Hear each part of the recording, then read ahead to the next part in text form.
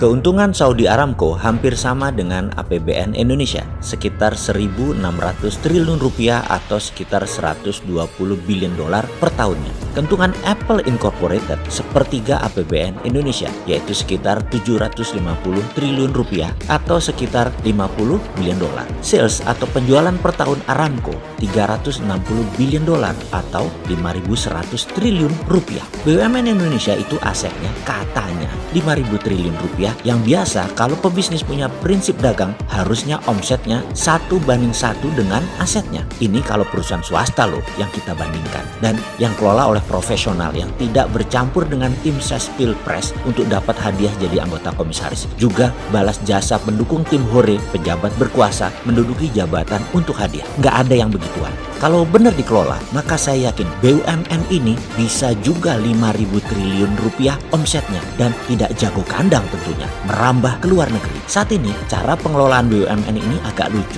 Masa BUMN lihat rakyat Indonesia sebagai pasar? Ya geblek aja kalau begitu. Rakyat Indonesia itu aset, bos. Yang namanya pasar itu di luar negeri. Bisa nggak mikirnya kayak gitu? Bisa nggak mindsetnya seperti itu? Rakyat aset, bukan market. Jangan menjual produk BUMN ke rakyat dengan harga mahal. Jangan paksa rakyat dengan produk BUMN yang tidak ada pilihan. Jangan buat rakyat bergantung kepada BUMN. Jangan buat BUMN ambil sisi hulu yang membuat UKM ditekan atau tertekan di sisi hilir. Buat apa ada BUMN kalau kayak begitu? Inilah salah kaprahnya pengelola BUMN di bawah kementerian yang sangat manja dengan regulasi-regulasi yang melindungi mereka dan dana APBN. Sudah kayak begitu, nggak bisa 1:1 lagi asetnya dengan salesnya. Apa itu maksudnya 1:1? Ini harus diterangkan karena mungkin sahabat sudah tahu, tapi buzzer nggak paham. Ini yang harus dijelaskan biar buzzernya pinter sedikit, komennya jadi bermutu. Sederhananya begini, kalau kita pebisnis, aset kita yaitu modal plus alat usaha dan lain sebagainya, katakanlah 500 juta. Kita punya penggilingan padi,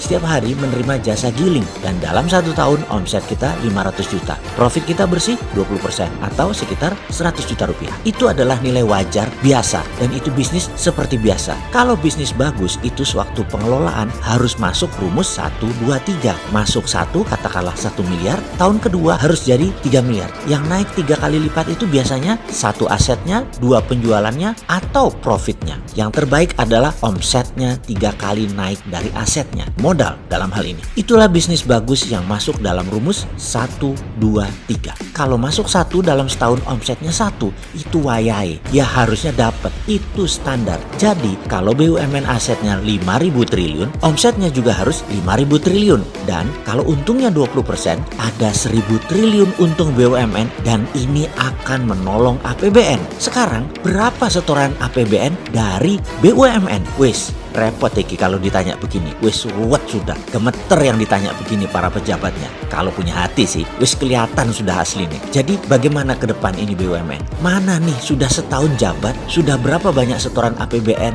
ke BUMN? Loh, kok APBN setor ke BUMN ya? Bukan harusnya sebaliknya, BUMN setor APBN. Kok masih netek sih? Kok bukannya nyetor malah minta disetor? Kok enak ya? Maaf nih bro, namanya pelayan publik pejabat itu ya. Jadi wajar kalau ada yang nanya. Bukan oposisi loh ya, maklum fans dirimu, apa juga yang kamu perbuat itu bilangnya bagus. Kalau kita kan netral, Anda ya harus melayani sisi liar dari harapan publik lainnya yang bayar pajak, minta performa Anda. Mangkel loh yang bayar pajak lihat APBN tidak perform, APBN malah buat nyetor BUMN, BUMN yang nggak perform. Kalau nggak perform, ya kita ingetin. Kalau mau tahu caranya bisa meningkatkan omset dan profit BUMN, ya mbok kabar-kabaran, nanti kita kasih tahu, kita tolong. Tapi tutup dulu 500 BUMN anak dan cucunya dulu. Nanti enak deh kita ngomong. Menutup itu bikin efisien biaya loh bos. Walau tim hore yang nggak bisa kerja banyak kecewa.